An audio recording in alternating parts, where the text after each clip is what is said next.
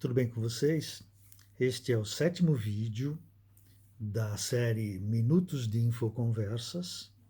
Essa série pretende discutir, debater alguns aspectos dentro da área da ciência da informação, da biblioteconomia, da arquivologia, da museologia e relatar histórias pequenas, vivências que eu tive ou que amigos vivenciaram, me contaram, e eu pretendo partilhar com vocês. Os vídeos, a ideia é que sejam curtos e que sejam apresentados de uma maneira informal, né? Bom, esse 7º vídeo eu queria partilhar com vocês uma experiência que eu tive, uma vivência que eu tive, junto a uma lei de incentivo à cultura que eu entendo como sendo um modelo para leis de incentivo à cultura no país. Eu participei do Conselho de Cultura da cidade do estado de São Paulo. Na verdade, eu participei de um dos grupos que estavam, né, em volta do Conselho de Cultura. Depois eu fui chamado para o Conselho Municipal de Cultura da cidade de São Paulo. Infelizmente, eu não pude participar, porque eu saí de São Paulo. E quando eu cheguei em Londrina, a cidade que eu fui morar, eu participei do Conselho de Cultura da cidade de Londrina. E depois eu fui chamado para fazer parte de uma comissão de avaliação de projetos culturais da cidade. Então, a cidade de Londrina tinha uma lei de incentivo à cultura, ainda tem, eu não sei como ela funciona hoje, mas na época em que eu participei, a lei de incentivo à cultura era muito interessante e eu vou partilhar com vocês a experiência que eu tive junto a ela, né? Normalmente, as leis de cultura, todas as leis de incentivo à cultura, como a Lei Rouanet, por exemplo, elas possibilitam a determinados projetos culturais aprovados por comissões dentro da lei a obtenção de uma carta de crédito para os projetos aprovados, e essa carta de crédito possibilita ao projeto ir buscar financiamento junto a empresas, né? Então a coisa funciona assim, para que fique bem claro. Eu tenho um projeto cultural, eu apresento esse projeto cultural buscando o incentivo da Lei Rouanet, por exemplo, consigo, né, esse incentivo, o meu projeto é aprovado e eu tenho uma espécie de carta de crédito de um valor e eu vou com essa carta de crédito a empresas. E eu peço a essas empresas que financiem o meu projeto. A empresa que financia, ela pode abater de impostos aquele valor que foi dado para o projeto que recebeu o aval da Lei Rouanet, por exemplo, né? Então, a Lei Rouanet, você pode abater impostos federais ou só o imposto de renda, eu não tenho muita certeza. Mas é assim que funciona.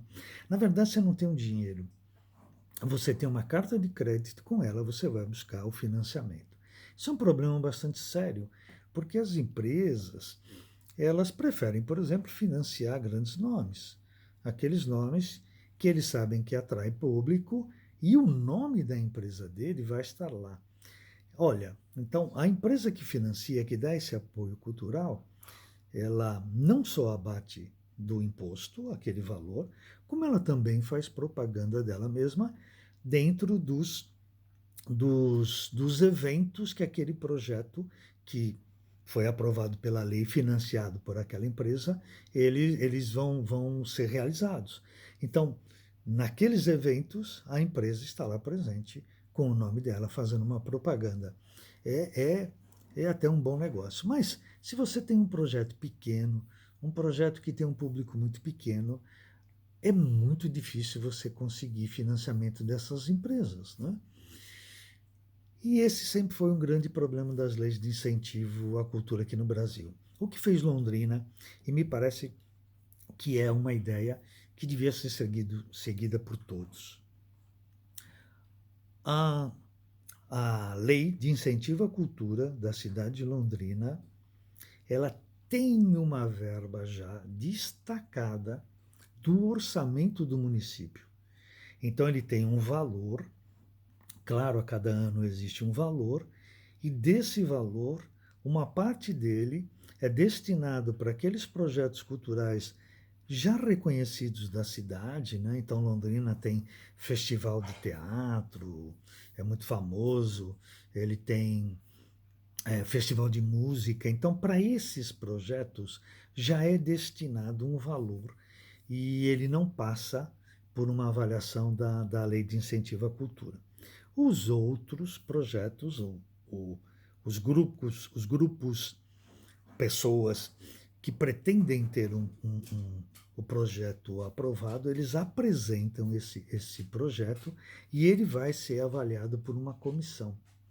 Essa comissão, ela tem critérios e ela aprova determinados, uma quantidade, né, de projetos. E durante o período que eu participei, a nossa busca era sempre de aprovar o maior número possível de projetos, né?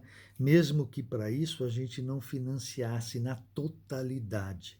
Então a gente tinha a possibilidade de diminuir uma quantidade dos valores pretendidos pelo projeto, porque aí isso permitia que a gente aprovasse outros tantos projetos, né? E o grupo que teve o seu projeto aprovado, ele apresenta um cronograma, como é que ele vai aplicar aquele dinheiro, e dentro do cronograma ele vai recebendo os valores que foram aprovados a ele. Então ele não precisa correr atrás de nenhuma empresa implorando pelo financiamento delas. Ele não precisa. Então, projetos, por exemplo, de teatro, pequenos projetos de teatro, que é muito difícil de se conseguir financiamento, porque quando você apresenta uma peça teatral, você apresenta para poucas pessoas, né? Existem vários outros que se apresentam apenas em escolas, né? Ou um CD, né? Ou um livro, um pequeno livro. Todos esses projetos culturais, eles são de difícil financiamento. E então, a lei de incentivo à cultura da cidade de Londrina, ela possibilitava aos grupos que tiveram seus projetos aprovados que eles não precisassem buscar recursos junto a empresas.